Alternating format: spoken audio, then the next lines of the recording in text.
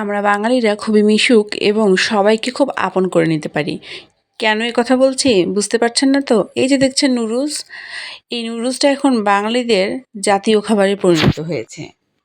আসসালামু আলাইকুম বন্ধুরা, আজকেও আমার বাড়িতে এই জাতীয় খাবারটা রান্না হচ্ছে বিকেলের নাস্তা হিসেবে।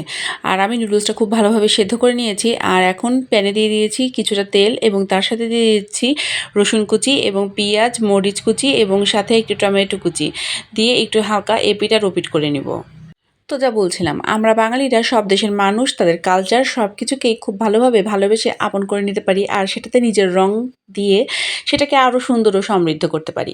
তো যাই হোক, এখন এর সাথে আমি অ্যাড করে দিলাম সামান্য পরিমাণ লবণ। আমি এখানে হাফ চা চামচ পরিমাণ লবণ দিব। যেহেতু এখানে আমি কিছুটা মশলা ব্যবহার করেছি, যে মশলাটা নুডলসের সাথে থাকে সেখানে কিন্তু মোটামুটি সব কিছুই দেওয়া থাকে, তাই আমরা লবণ খুব বেশি দিব না। আর তারপরে এখানে যেহেতু একটু সস ব্যবহার করব, সসে কিন্তু এমনিও অনেক লবণ থাকে। তো যাই হোক, এখন একটা ডিম ফেটে দিয়ে দিলাম। ডিমটা একটু স্ক্রাম্বলড করে নিব। আর এই ডিমটা একটু স্ক্রাম্বলড হয়ে গেলেই এখানে আমরা কয়েক পদের সস অ্যাড করে দেব। স্বাদ বুঝে আপনারা যে কোনো সসই ব্যবহার করতে পারেন। আমি এখানে টমেটো সস দিয়েছি, সয়া সস দিয়েছি এবং তার সাথে দিয়েছি তেঁতুলের সস এবং ১ চামচ ভিনিগারও ব্যবহার করেছি। আমার ঘরে চিলি ফ্লেক্স ছিল না, থাকলে আমি চিলি ফ্লেক্সটাও ইউজ করতাম।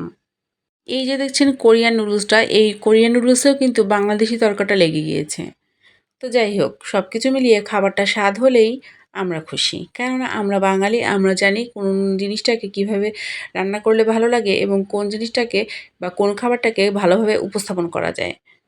তো সিরকা দেওয়া হয়ে গেলে কিন্তু আমাদের মোটামুটি এই মশলাটা রেডি হয়ে যাবে এবং এর সাথে আমরা জাস্ট খালি বয়েলড যে নুডলসটা সেটা অ্যাড করে দিব এবং একটু হালকা নেড়ে চেড়ে এদিক ওদিক করে নিব। তাহলেই কিন্তু আমাদের নুডলসটা খাওয়ার জন্য একদম রেডি হয়ে যাবে। তো আপনাদের কার কার বাড়িতে এই জাতীয় খাবারটা রোজ রান্না হয়? আমাকে অবশ্যই কমেন্টে জানাবেন। যদি কারো বাড়িতে নুডলস রোজ রান্না হয় তাহলে তো একই রকমভাবে রান্না করতে ভালো লাগবে না? তাহলে এই রেসিপিটা আপনারা ট্রাই করে দেখতে পারবেন। আমি জানি এই রেসিপিটা আপনাদের ভালো লাগবে।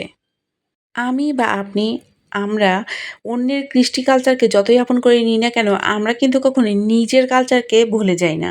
কেননা আমরা জানি আমাদের নিজের কালচারকে ধরে রাখতে। তো যাই হোক, এখন মশলাটা অ্যাড করে দিলাম আর একটু এদিক ওদিক নেড়ে-চেড়ে নিলেই আমাদের নুডলসটা একদম রেডি হয়ে যাবে।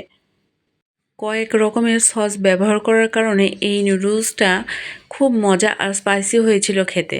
আপনারা চাইলে এর সাথে সেদ্ধ ডিমও অ্যাড করে নিতে পারেন। আমি এর সাথে সেদ্ধ ডিম অ্যাড করিনি, এভাবেই সার্ভ করেছি।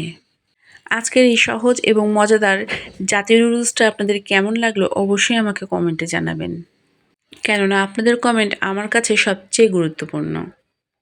আজকে আমার ভিডিওটা আমি এখানেই শেষ করছি। আগামী দিন আবারও হাজির হব নতুন কোনো রেসিপি নিয়ে আর নতুন কোনো গল্প নিয়ে। সে পর্যন্ত আপনারা সবাই ভালো থাকবেন আর অবশ্যই আমার সাথে যুক্ত থাকবেন। আমার জন্য দোয়া করবেন, আল্লাহ যেন আমাকে সুস্থ রাখেন আর আমিও আপনাদের জন্য দোয়া করব আল্লাহ যেন আপনাকে এবং আপনাদের পরিবারের সবাইকে সুস্থ রাখেন। আসসালামু আলাইকুম।